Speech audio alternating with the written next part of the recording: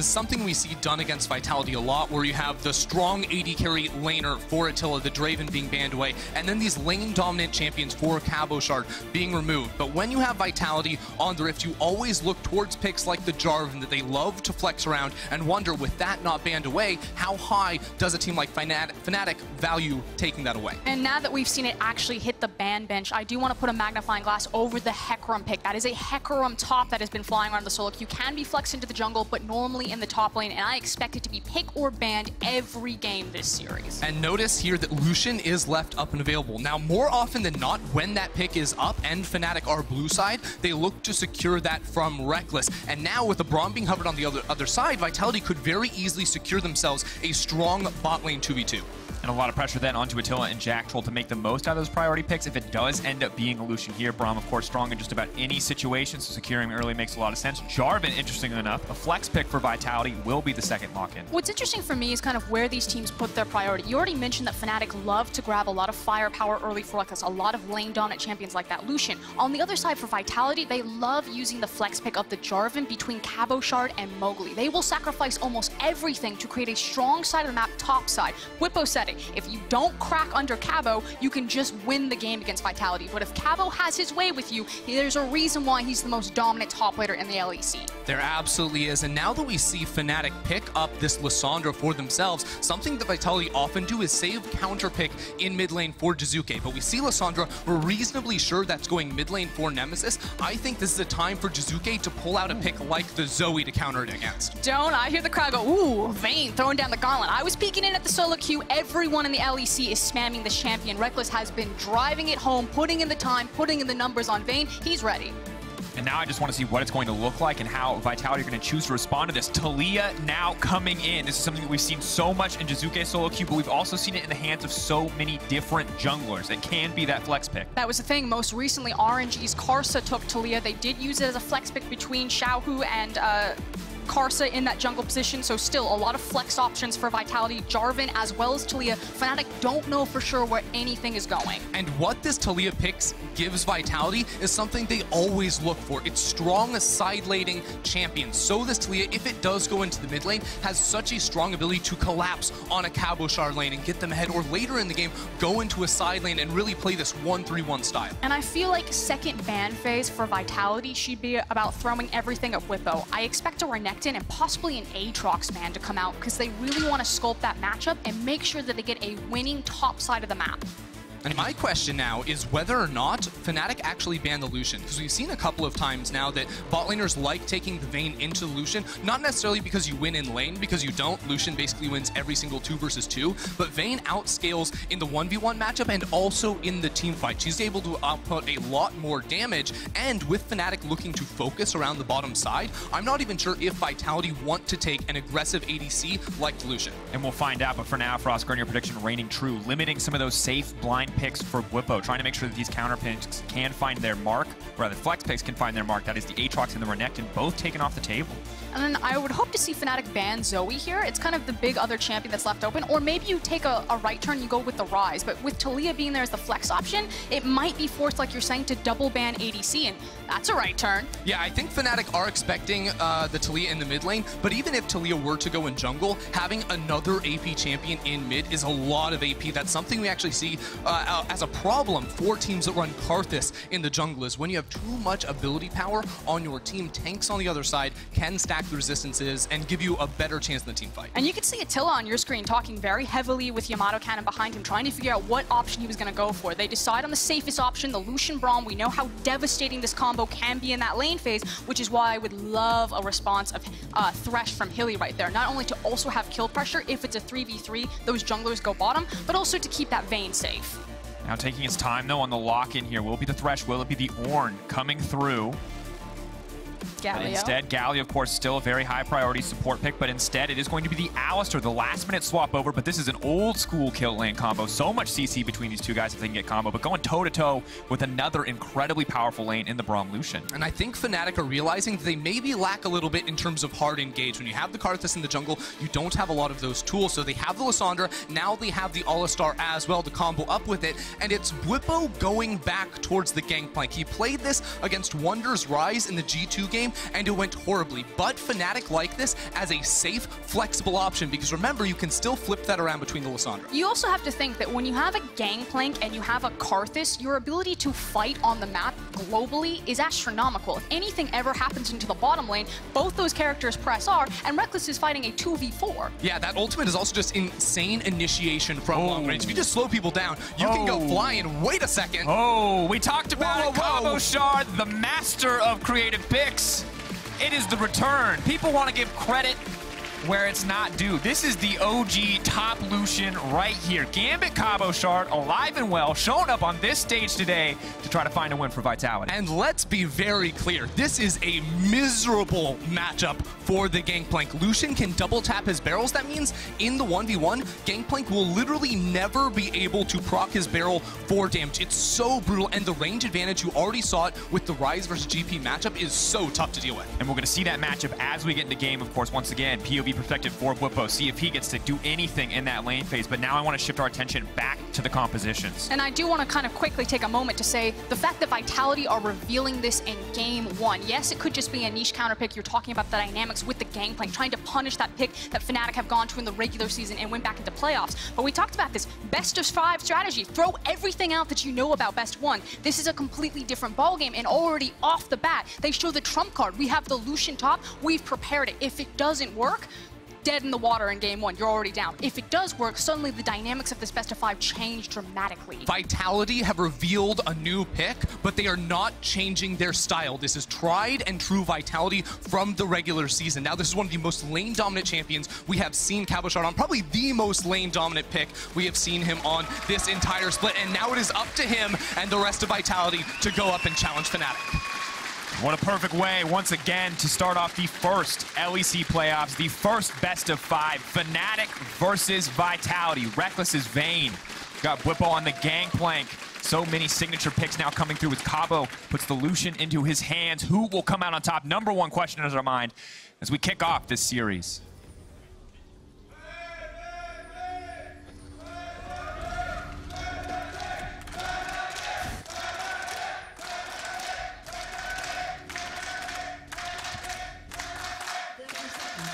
Pretty clear with the 6th man, the crowd behind the Fnatic fans right now, but we do have a moment we can talk about the level 1s. The analyst desk spoke about it. I know there's a great article on LoL eSports right now that talks about it. Fnatic love to use early level 1, possibly delayed invades to split the map. Ooh, but Hylissang may be cut out by a level 1 from Vitality. Jiizuke uses the threaded volley, lays down a bit of damage, but it's not going to amount to much. Now, with Cabochard actually revealing himself on the bottom side of the map, I actually didn't think with this comp, Fnatic could walk in to the top side of Vitality's jungle, but with the Lucian revealing, now it gives them time to put down the vision and set up safety for Bwipo. And that's the thing, they want to make sure that Gangplank will be undisturbed in this matchup, because while he's going to struggle against Lucian, the way that you make that worse is if you dive the Gangplank, if you're constantly ganking the Gangplank. So it's so important that they're able to get this information to make this pick get to level 6 and to work for them. Yeah, and one of the things we see Fnatic do actually a whole lot is they try to split the map on their weak side. So they put Broxah over towards the side of Bwipo. Now, in this game, they got the vision, but they don't have the champions to actually fully split the map right down the middle lane. So it's just going to be protection, and Broxah won't be able to do much more than lay down wards, maybe go for a Scuttle Crab, because they lose the 2v2 top lane very hard. Absolutely, but for now, just still the level 1, Bwipo going to do what he can to pick up the farm. You notice no Kleptomancy in the hands of this Gangplank, grasping and dying, taking the safe route, but Mowgli not interested in playing it safe, instead going for the aggressive invade. Quintessential Mowgli, gets a buff, goes right in to try to stop any action on the top side. I really love this pathing from Mowgli, and it's something we see from him so often. He takes a very aggressive jungle champion and looks for those small wins, where he invades into the enemy jungle and takes away some camps. He actually counters the wolves, and because Broxah doesn't know that, he's going to be denied that experience when you are on this scaling champion that wants to get to levels and wants to get to level 6. Yeah, and in tandem, Jiizuke was also moving with the invade from Mowgli. He skirted down onto the red buff. He's now placed a ward. So Vitality have full information and eyes on what Broxah is doing with this KArthus pick to open up windows for where Mowgli wants to attack this map.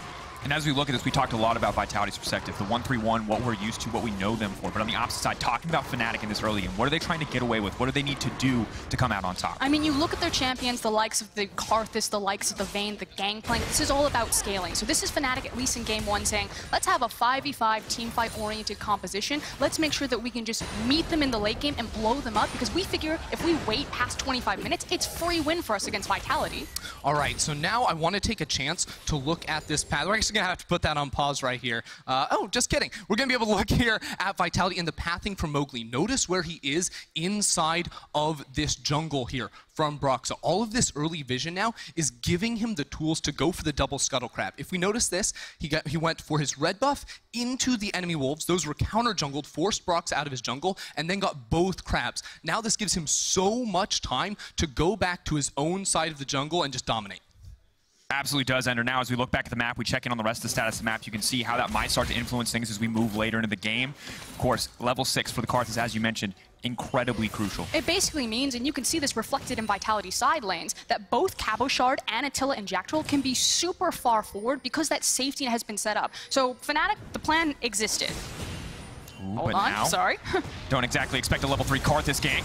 Red buff, he's going to have to auto-attack at some point, but just trying to relieve a bit of pressure from Bwipo. Cabochard is unconcerned. He wants the 2v1 if they're willing to commit to it. And I love that use of phrase, alleviate pressure, because that's what Fnatic want to do. They want to survive the lane phase, but because Mowgli got double scuttle control, things are starting to crack and bleed. And so now, where does Mowgli finally punch that hole through Fnatic's defense? That's the question here, because right now Mowgli is still just farming. He's building up a massive CS and gold advantage. He just hasn't gone back to base just yet. So he's sitting on some money. Once he goes back to base, then he can start to look to attack. But I think it relies on Jiizuke. When Jiizuke hits level 6, they are going to look for an ultimate play around the top side of the map to completely shut down Bwipo.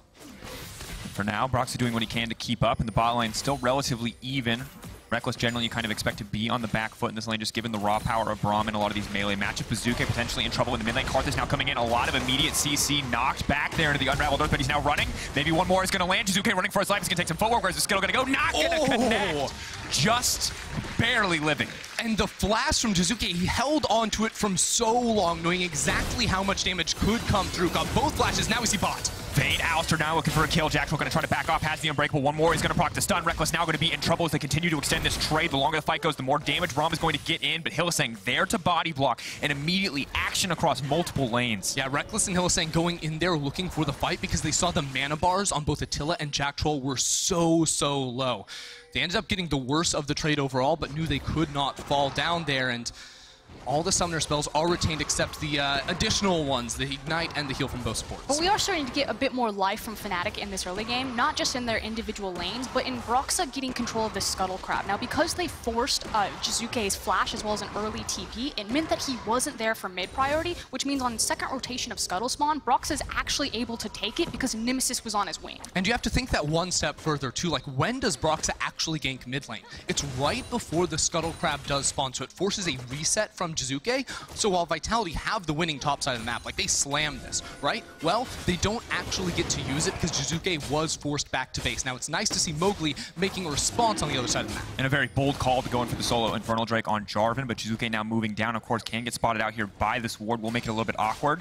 Gonna make it a bit more difficult for Contribute. Now to play acting, he just has to kill the ward and walk away. Wait for that one to die at least before he contributes. The team doesn't know that this is happening, but the ping's now coming out. They know that they have nothing on that side of the map, so they will just have to give this one up to Mowgli, and he'll just barely survive that exchange. And look at Vitality, the map control they have at the moment. They get the Infernal Dragon on the bottom side while Cabochard invades and puts down Vision. That's going to allow him to play even more aggressive in this lane. But you can see Bwipo, even in losing matchups, still continues to play up. And that's why I was thinking maybe Cabochard can try to exploit this tendency from Bwipo to try and go a little more aggressive in matchups where he really shouldn't. And when we talked about this matchup from the perspective of Vitality, we said this is all about the top lane. Cabo's the guy that they've been playing through for most of the split. This is what led them to the most success. But is he building a big enough advantage right now in what was a counterpick matchup? I think it's also about kind of redefining what it means for a Vitality's playstyle. People expect them to still be this very explosive, kill-heavy, fight-heavy team, and while that is true for them kind of in that mid and that late game, early on, it's about small advantages. Exactly, and it comes down from Mowgli and Cabochard. Mowgli through his counter-jungling, trying to build up CS leads, and Cabochard getting strong matchups so he can build up in these small trades. So you get the CS, you get chunks down, down onto the enemy tower, and you build up small but sure leads until eventually you hope to reach a critical mass. Cabochard now just backing off, using the ultimate to disengage. Broxah doesn't want to push any further. Mowgli on the way up, though. As is Nemesis. Bwipo, though, still with the flash available. A bit of a difficult spot for them to find themselves in. Now both sides do look like they are going to back off. Mowgli, of course, knowledge of the bush is unwarded. Can continue down. Could look to extend the play, but Bwipo now waiting in the bush. This is a difficult spot for him to be in. Has to be careful. Just a bit of damage laid down by Cabochard. Mowgli not going to push for anything else. That was very aggressive from Bwipo. I think that there was concern from Fnatic members that they didn't have perfect information about where Jiizuke is, and now that he has access to his wall, the fact that even though Nemesis was starting to cheat up, that Taliyah could be there at any time, and it wasn't worth the risk with Broxah so close to level 6. And while Fnatic maybe didn't know exactly where Jiizuke was, I think Vitality are running into some problems with Jiizuke, because I constantly see Nemesis with the priority in this middle lane, which is stopping Jiizuke from making plays. He's gone for a couple of resets when Mowgli was on the top side, but now finally he is making the move, and with Mowgli, Bwipo really needs to get this base off. Has to be careful. Getting closer and closer to that point, but the stopwatch still not available. Walling him in. He's not going to be able to escape this one. He's going to try to flash to safety, but the auto connects. Mowgli getting that first blood. I mean, great play from Vitality, but I really don't know about that flash, Bobo. He looked dead to rights. Even with Broxah sort of waiting behind, you can see how much scaling Fnatic drafted themselves in and how hard that is making it to play around this top side. Vitality saw the crack and broke it. And now with Vitality in a good position, they have the lead, they have the Infernal Drake in a bigger advantage on top side. Some of that now snowballing into the pockets of Mowgli as he continues the more tanky build for Jarvan. They're in control to dictate the pace of the game, and this is kind of their element. This is what we expect from them when they pick these strong lanes, especially on the top side. And now you're looking at the refresh of the cooldown from Taliyah wall and about Jiizuke and Mowgli moving together to set up plays like this across the rest of the map. You absolutely are, and I think that it is worth noticing now. Vitality, one of the common criticisms for them throughout the whole split was their bottom lane, and maybe dying to between these matchups, falling behind while the rest of their team was trying to make plays up topside. But it's worth pointing out that Attila is actually leading in CS up against Rekkles. Not only are they holding their own, but they're actually laning very, very well here to make sure that Vitality have leads in every single lane. And the thing that I like is that he's not going for the immediate tier. The God is here to try to get those stacks. He goes for the Sheen so he can contest, so he can match the Vayne in terms of damage output, making use of that last pick that they saved. And of course, it's less important now that you get the earliest tier possible because there's no longer double tier on Ezreal. So you don't need to stack that up as soon as possible so you can begin stacking your second one. So he's not punished as you would be before for itemizing first into Sheen. Yeah, and we've seen some AD carry Ezreal sort of go back to the physical damage as Cabo just nukes it. Yeah, trying to extend that trade. Uses the Cutlass for the slow. A few more autos. Wants to get forward. Oh, buying a bit more time. Bwipo playing that one so well. No. Oh, no. Oh, man. Baited, outsmarted. So well played. It was such a bait, but here comes Mowgli. Here comes Jactroll and the rest of Vitality. Flashing forward. Mowgli's just going to move in. He should just be able to take this one now. Bwipo's still alive. Wait, what? Bwipo. Jactroll? I'm sorry. What? I'm sorry. No way. I'm sorry. No way. You wanted someone to replace SOAS Fnatic. I think you found it. Why will this man not die? Disaster strikes for Vitality. Bwipo is a monster. You gotta be kidding me. I mean, okay, yeah, that was well played from Bwipo, but that was also a massive fumble from Vitality. Huge miscommunication. I don't know what happened. So if SOAS just makes people, disconnect from their headsets, Bwipo's the same guy. I mean, hopefully we'll get to check that one out again, but Mowgli was running under tower and Jactroll just sort of pieced out. I was like, I guess you got it, buddy. I mean, we see this initial trade off the bat and notice it was 10 seconds after minute 10. That meant the stopwatch unlocked here for Bwipo. So while Cabochard wins a 1v1 with the tower and with the global pressure of a KArthus, it just does not work. But the real sort of head scratcher comes with Mowgli and Jactroll. Watch this. Mowgli goes under tower. Jactroll's like, yeah, I'll heal you, and then I'll leave. Now they're going to continue to extend the play, though. They've decided they want a little bit more. Bwipo, no stopwatch left this time. Vitality are fully committed for a little bit of revenge. They will get it that time. Folks, third time is the charm. First two didn't work out. Bwipo says, yeah, okay, I guess. Does go down in the end on that one. So Vitality, while it was a bit unfortunate series of play from their perspective, they do manage to grab the kill on the repeat. And of course, at this point, Bwipo was saying, I can go down, I'm losing a lot here, I don't have my TP, I'm gonna have to walk all the way back to the lane, I lose the plates, I lose the experience, I lose the gold, but I still have the utility anytime my ultimate is up. But Fnatic now seeing that the top side is in a dire position, have decided to commit to the bottom side, willing to give Bwipo up, willing to have him go even further behind to try to get something on the bottom side. But Broxah now has to flash, overstaying his welcome. This is actually really, really good here from Vitality because the bottom lane's able to stay safe, and with the threat of the Weaver's Wall coming in from Jiizuke, Fnatic can't overextend for the dive. While all of that is happening, Mowgli goes for this Herald uncontested, and now I'd love to see him run top lane, place it, and get the full 5 plates before 14 minutes. I mean, the reality is that this map has collapsed. Ooh, bit of a miscommunication there. Jactroll tries to extend the play with the ultimate, but now it looks like Jactroll could go down here. Miscommunication now causing them. Jactroll absolutely going to die. They may just fall up immediately. They turn their attention to use Lissandra ult on the AD carry, and they make it all too easy. Double dropping for Rekkles on the bottom side. But Fnatic had to force that play. They recognized that the top side of the map completely owned by Vitality. If it didn't work there, they were going to fall further and further behind. So great read on the situation to say, no, force this, give everything to Rekkles. At the same time, it's a huge fumble from Attila and Jactroll, who, yes, took a good trade in the 2 versus 2, but you have to know Broxah and Nemesis were on the Dragon. They overextended, and that brings us back to sort of the criticisms that we have seen from this 2v2 in the past. Definitely a question mark moving forward into the game. Cannot afford to not be on the same page in those all-in situations. But the good news is the Herald now used, grabs another 2 plates. Cabo, while he has no mana, remains uncontested on this top side. That's going to be 10 plates now going over if they go for this one, but they're going to opt out. Still massive gold over to Vitality. I mean, just look at the pressure they have on the top side of that. There's a line of red wards just seeing every single move that Fnatic make, and this is especially important because Hylissang was actually walking up towards the top side, and that maybe Fnatic were going to punish them if Cabochard overstayed, but they saw the members of Fnatic. Vitality said, we don't need this extra plate, we can back up and stay safe. And this is kind of the head scratcher for me. As you can see, Jactroll clearly has the kill in his sights, but they don't respect Hylissang coming in. Attila uncertain if they want to fully commit. And once these major cooldowns have already been built, they don't have any disengage tools left, and there's 4 members of Fnatic here. I mean, just why are you going for this play? At best, you chunk out Rekkles, and then it's harder for Fnatic to dive you if they wanted to bring multiple members down. But Mowgli was on the Herald, Cabochard was top lane, and Jiizuke was not close enough to be able to respond. It's the fact that all you needed to do was absorb the pressure from Fnatic, delay them. Worst case scenario, they get a couple of hits on the tower, but also not the kills in their back pocket when the top side of your map is winning so hard. Which, to be clear, Attila and Jactroll, for the first 13 minutes of the game, played absolutely perfectly. They did what they needed to do. They didn't take these over-aggressive trades, and they were winning in CS, but you can see the tides are now turning, and giving Rekkles 2 kills on this Vayne that we know spiked so hard on 2 items is going to play so much into Fnatic and the scaling game they're going for. Absolutely is. A terrifying position to be in, of course, as well as Broxah continues to scale up, getting closer and closer to level 11 and double flat penetration itemization. But on the other side, as you mentioned, top lane, such a hugely strong point right now for the side of Vitality. You see the Kindle Gem Black Cleaver is on the way.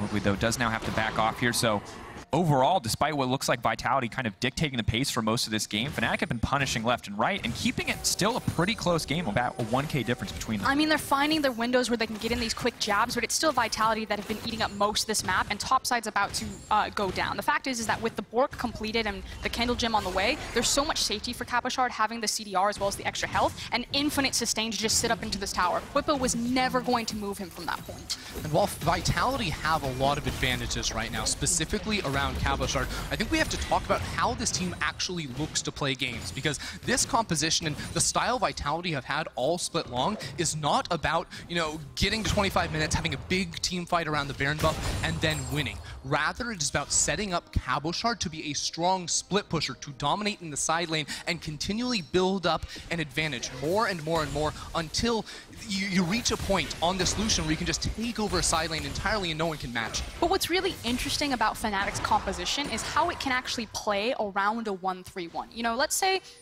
Vitality get to that point where they've unlocked Cabo, he's in his dueling position, he's a very strong Lucian. It almost doesn't matter who goes against him because you have a Vayne. It's not just about the fact that you have global pressure with a Gangplank ultimate as well as a KArthus ultimate, but also the ability for Rekkles to play into a side lane. Also, it's Rekkles with a teleport as well, so we absolutely can match that 1v1 and look for that matchup. Now trying to punish the Gangplank ult does come out. They're looking for the initiation. Nemesis is going to commit using the snare first. Where's the ultimate going to go? Taliyah wall now coming in. Fnatic find themselves caught in the middle of the play here. Jiizuke now knocked out down, but Broxah has a lot of damage if they can continue to lock him down. Mowgli now on the retreat, turning back for Hylissang. Hylissang now in trouble, knocked back under the tower. Will they continue the play? No, Vitality gets the better. Mowgli wants to re-engage. Beautiful ultimate from Attila. Jactroll ready to follow up. Now continuing forward, Cabochard off to the side. Here comes the calling, and Fnatic are gonna get ripped to pieces if Cabo can get the autos out, but now he's in trouble. He's in the middle of a death KArthus, and here comes the ultimate. How many kills will Broxah get? That's one going through. Cabo just barely living. What a bloody fight. Vitality got the first kill, but they couldn't continue the fight. They have no ability to team fight with this composition. Fnatic were able to stall out, kite back, stay alive for long enough. They were able to turn the fight completely around and try to get this mid tower. It was also the fact that Rekkles was practically untouched for the longest time, sitting on full health. The Vayne eventually just walked through them. Now sitting at 4-0, should be able to go back to base and pick up the Ginsu's Rage Blade. That means true damage coming in on every other auto attack for this champion. And this Alienware replay just shows us how intense this game is, how many small mechanical decisions come through. And initially I actually had concerns for Fnatic coming into this. They were trying so hard to force, but Hilly just cannot get in range to hit the combo there. He burned his flash last time until he eventually turns and finds Jiizuke, and I'm like, oh no, Fnatic, you've overreached, you've extended everything that you wanted. But now think, where does the damage come from Vitality? Mowgli looks for the initiation, but as soon as he has to flash out of the fight, there's just not enough health bars on the side of Vitality. They have 2 marksmen, they have a Taliyah as well. They need a frontline if they want to look for this type of fight. And unfortunately, they don't have that ability, so the fact that they got baited into this 5 versus 5 is going to actually set them behind. Now Fnatic turn their attention to the Ocean Drake. We'll see if Jiizuke can do anything to contest it. No, just throws down the wall. Is going to continue to extend the play, though. Looks like they may try to catch someone out. TP coming in from behind, though. Jiizuke getting knocked back over the wall. Has to be careful. No flash after the last fight. Bwipo is right behind him. It is a split fight, but attention is now shifted towards Rekkles. He does get knocked up. Beautiful ulti coming in from Jactroll. Rekkles should drop here. Mowgli does grab the kill, but it is a 1-for-1 in the end. Mid laner for AD carry. Big shutdown there going on towards Mowgli, and they're the ones with control over this middle lane. They actually have a lot of minions here. If they wanted to, they could try to get some damage down on this tower or just look to steal camps away from Fnatic. And now as the game reaches what is a very breakneck pace, we will see the Gangplank ult try to slow it down a bit for us, try to stop the Vitality from pushing any further. Now we are letting fans vote on who we follow on our POV stream next game, twitch.tv/riotgames2. And we're going to be in the mid lane. Who do you want to see? You can spam now in chat Nemesis or Jiizuke, depending on whose perspective you want to see as we move into the Baron setup phase currently. And it's hard to say, because on the one hand you have a key initiator, on the other hand you have someone with a wall that can be anywhere on the map. Hard to know for certain. I think Jiizuke is going to be pretty important for Vitality if they want to make it happen. You can see how he uses the wall here to funnel off the rest of Fnatic. And while he gets butted out, has no flash, Rekkles was left alone. Everyone on Fnatic's trying to dive on towards Jiizuke. So ultimately, it ends up being the shutdown and the worth trade on the side of Vitality after Jactroll landed a pretty nice ultimate to CC Rekkles. And I know you said this before, Ender, that Vitality typically don't look for a style where it's one big team fight in front of a Baron, but the Baron is live, and Rekkles doesn't have flash. So for the next, let's say, a couple of minutes until that flash comes back up, Fnatic will want to be avoiding a lot of fights unless they're just easy picks, waiting for that Vayne's flash, because Jarvan just lands on Rekkles. There's nothing he can do. He's just dead. Yeah, and you asked the question, like, what's better, a team fight comp or a split push comp? And honestly, we've seen so much team fight comps, and I think it's because of the Baron buff. What it sort of acts as is just a giant, center of gravity that pulls everyone in towards it. The second Fnatic send 5 members towards it, Vitality have to respond with 5 members. That means Cabochard cannot be in a side lane, and eventually it's going to come down to a team fight around this Baron rather than Cabochard knocking on towers and getting an eventual inhibitor, which is what they want. Now the engage is coming through. Jiizuke once again caught out. They're trying to find a disengagement. Jiizuke just gets absolutely blown up. Nemesis is next, though. Rekkles off to the side. Cabo ready to find the fight if he can. It's a split fight overall. Cabo over the wall, a difficult position to be in, but now the ultimate coming in for Broxah. Jactroll running forward, knowing he's dead anyway, hoping to get concussive blows off. But with another member down, the fight now in favor of Fnatic. 4v3, both sides going to disengage. But they've got so much zone control with Bwipo on this Gangplank that they're able to just stay on the inside track towards the mid lane tower and get all of the control that they want between mid and that red side Vitality jungle. Place down all the wards, sweep everything out, and again, that big Baron fight, that's about to come. And it's always going to keep Vitality guessing, because especially when key members like Jiizuke do not have the flash, he cannot DPS in these fights. That's 3 times in a row he's been caught out and unable to make a move. And we had some questions, Hilly was flipping through all these different supports. Am I going to go for for the Galio? Am I going to go for the Thresh, the Alistar? One of the signature things that Alistar has with someone like a Lissandra is the snap CC and engagement. Galio takes a wind-up time with the taunt. If you find anyone, instantly Hilly can be on top of them. Yeah, there's just no counterplay to Jiizuke other than don't be in that position. You have to be much further back within the team fight. And once again, with Broxah using the ultimate to finish off members, you can see Vitality, they want to fight with the way they're positioning, but they don't know how to actually approach the 5 versus 5. And as we move later in the game, it does feel like Fnatic is getting more and more control, and has to be crucial in this game one for Fnatic to come out swinging, come out with a win. Because a lot of people were critical when they picked Vitality, when they could have picked SK, but they didn't wait. They immediately locked in Vitality to say, we know this team. We do not think that this team can secure a lead as we move into the late game, and this is their opportunity now to prove it here in game 1. And it just kind of goes back to everything that Bwipo said when we had that sit-down conversation with him, Drakos. You know, if you wait out Vitality 30 minutes, it's free win. He said, I've got the AD carry Rekkles. AD carry Rekkles is also on Vayne of all picks, and it looks like Bwipo's call is coming to fruition. And now, have to start wondering what the next big explosive fight is going to be, because we've also seen Vitality be a team that managed to pull victory out of the jaws of defeat so often, find these creative ways to find wins, find these crucial picks or fights that can go in their favor, but it only gets harder from here because, once again, the impact of that KArthus in these fights makes them so much harder to play. Jiizuke, not on a hyper-mobile champion. Once his flash is gone, he is very vulnerable. Yet he does have his flash back once again, so it becomes a little bit easier for him to approach these fights. You can see he's actually using the teleport to get back in towards this middle lane, and this plays into the idea that Fnatic just want to suck Vitality into the 5 versus 5 by grouping up and looking for picks, especially around an Ocean Drake that's spawning, or the ever-present Baron Nashor. Vitality are constantly playing this game where they want to go in. Mowgli trying to find the engage. Jactroll here for the follow-up. They have to be careful though. Unbreakable already used. Attila off to the side. Nemesis looking for the re-engage. They're now backing off. Bwipo has used the ultimate. Ultimate now coming in for KArthus. That's going to be 2 quick kills. Hylissang going to keep the ball rolling. Double dropping for Broxah. They want one more. Hylissang flashing forward.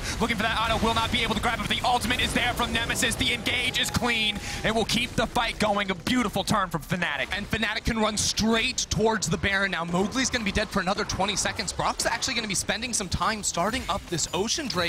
Doesn't seem like they want to push the envelope too much, but Hylissang is on the way. Do they just want to take both at the same time? They have so much time, Ender, and so much confidence that they are unconcerned. Remember, that is a 2-item Vayne. Every 2 hits is the true damage proccing on this Baron. It is just going to shred right through. And it's the fact that Bwipo has already kind of herded the rest of Vitality like cats towards the complete opposite side. They know that they've got a massive death timer on Mowgli, and Bwipo had full eyes of where everyone else for Vitality was. Yeah, Bwipo, by the way, who got counterpicked miserably, got hard camped by Mowgli and Jiizuke, and is still keeping relevant inside of this game. It is now him with pressure in the side lane. Cabochard really struggling to get anything done anymore. And Jiizuke's face said it all in that replay as we take another look at this one. At this point, the flash is just about to come back up for Rekkles, so Fnatic are saying, let's go. We can force this fight. We can capitalize on this. And this is a point in the game where Vitality need to better understand how their composition can actually pull off a win, because I do not think that a 5 versus 5 is ever winnable for them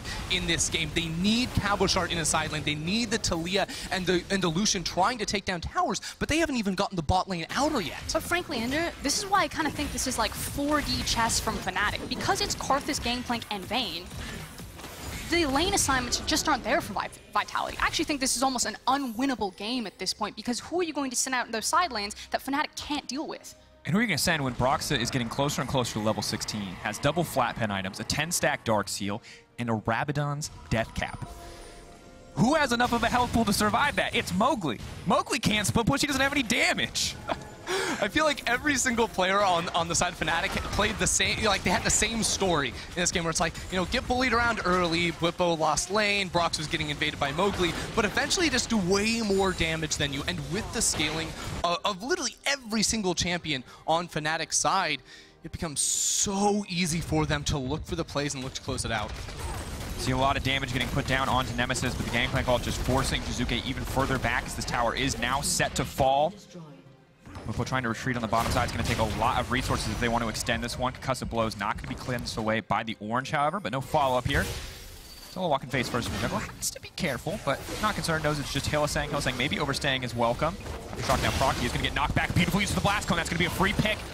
Will Nemesis try to extend? Will just back off, so that is a small consolation prize to the side of Vitality. I don't know about that one, Hylissang. That seemed pretty troll to me. He's literally just running into the Ezreal. I mean, he's buying space. He got his team a tower on the top side. You know, he's pretty far ahead. I think he thought, like, I have the fear factor on my side, because if anyone else is here, they die instantly. No, but, he was like, I've got the blast cone on my side, except surprise, you're against Taliyah, who is now returned on 9.6 with the changes to Dematerializer that allow her to clear waves and compete with wave control. And kill Alistars who are trying to blast cone out. That's the important part. It was a nice flick from Jiizuke to say, come back. Yeah, he did time it very well, and honestly, it's hard to get away from an Ezreal with the red buff, but Hylissang probably just needs to pop the ultimate a little bit sooner. Give me this. And, but wait, where am I going? That's the problem when people don't build attack speed Alistar. Your attack speed or attack animation is too slow, and you can't blast cone out to safety. I think that there were a lot of members of Fnatic really close to him as well, and he was probably calling, oh, I can get out, no problem, I have blast cone. And they're like, okay, we'll farm Raptors, we'll push top lane, get the tower, and he got left out to dry.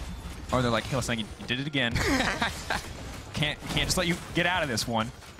And he's not afraid, though. Despite that, remains completely unconcerned, has the Hex Flash available, has the ultimate available once again. And you can tell that Fnatic dominating in every lane, pushing every lane out at this stage, and ready to just kind of threatening Vitality, saying, come at us. Try to start a fight. See what happens. I mean, Vitality, they're looking for, like, the miracle throw from Fnatic right here. Maybe they just find someone out of position, snap, blow them up. Or at this point, you're trying to stall out the game long enough while everyone in comms is like, okay, what happens for game number 2? Yeah, I mean, we all remember Fnatic versus G2, right? They had an early game advantage, and they overstepped their boundaries. They dove an inhibitor tower, and that gave G2 the opportunity to sort of claw their way back into the game. And while I think Fnatic had time to sort of learn and recoup from that match, Vitality definitely need that type of thing to happen again. The unfortunate thing is that they don't have a lot of options on this composition for any sort of late game damage, especially because double tier Ezreal doesn't exist anymore. You can see his build right now, Muramana, Iceborne, this is kind of your core, and then from here, pros are kind of split. Either you go warp, hold it, or you go in on Hylissang as it is now the turn.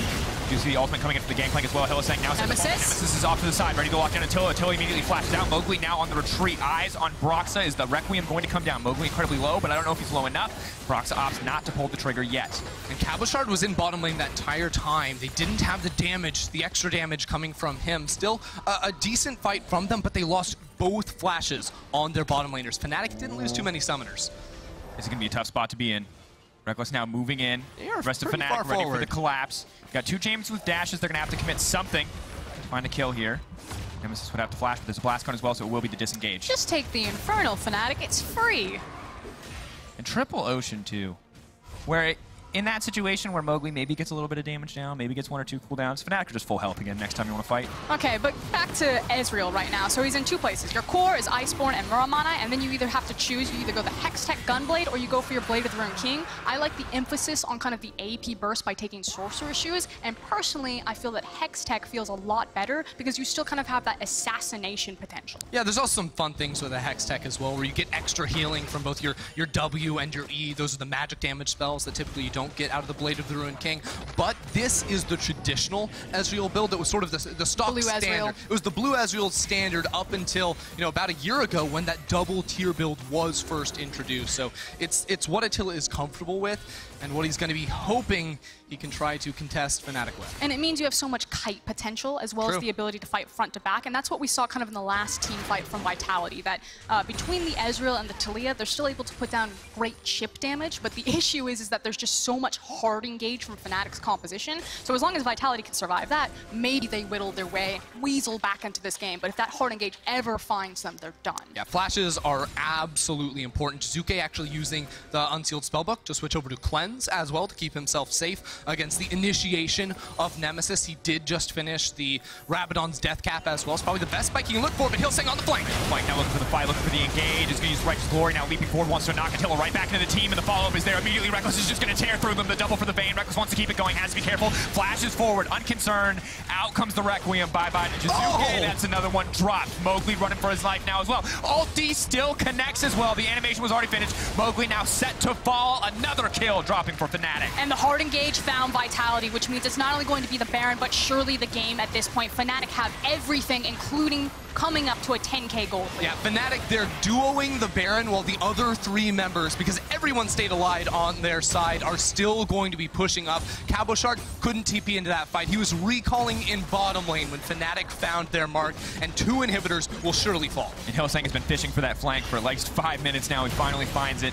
and the game is just now set to end. 2 inhibitors dropping. They can't look to turn the fight onto Nemesis, but the rest of Fnatic now set up to collapse. Hylissang ready for one more headbutt pulverize, but instead they set their sights on the inhibitor and they retreat. With 2 down, though, without a composition that does well in these fights, you have to feel like Vitality are just planning for game 2.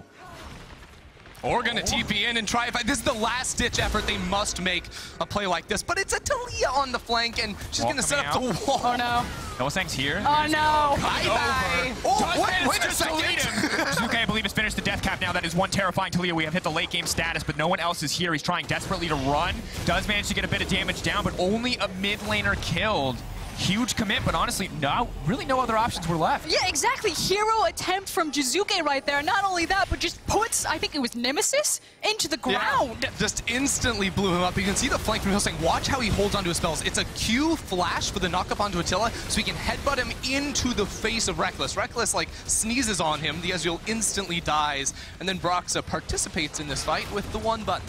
And this is something that we do need to talk about, though, because Fnatic have been kind of stuck in this area where they're just finding the big fights, and when they do find them, they win. It still is relatively difficult to siege with how short range they have if Nemesis isn't there. They need that Lissandra to approach towers and to threaten to kick down. So the Baron was very important for this composition to get to this point on the map where it's just the Nexus towers and bot towers standing for Vitality. And they were facing that lull, but now that they've broken the base, they have 2 inhibitors down. It becomes a cakewalk here for Fnatic. They're grouping up with 4 members in the bottom lane while Bwipo escorts the wave in mid, keeping the Baron buff on top of it. So it takes 4 members of Vitality to even try to clear this one away. And as this wave crashes in, Fnatic can look for the tower or maybe just the hard engage. Ulti comes down for the Gangplank, just slow and steady is the name of the game. Hylissang stepping forward, threatening. Everyone knows that headbutt pulverize hits, you die. That is the name of the game right now. One final desperate team fight is all that's left for Vitality. Maybe, just maybe they can extend the game a little bit longer, but it is definitely in Fnatic in absolute control with the cannon minions here. You have to feel like it is just a matter of time. Vitality needs to start a fight or just end the game on the side of Fnatic. Super's pushing in on the top side as well. It doesn't feel like there's a lot of avenues left. Hylissang bringing the minions up towards the tower. Fnatic are saying, come to us or your base will be destroyed. They hit the tower once, it falls, and Vitality have nothing left to save them. Taking their time, Jiizuke off to the side, looking for the wall, looking to split up the team at least a little bit, hoping to find that perfect angle, hoping to split up the team. Rekkles off on his lonesome, off to the side. They're now kicking the fight off. Rekkles is not in the fight. That could be an issue stepping forward. Cabo leaping into Broxah. Broxah is so incredibly low, but does have the ultimate available. If he gets killed, he will still be able to full channel the ult, but Fnatic, they are simply too far ahead in this game. They set their sights on the Nexus, and they're going to take game 1.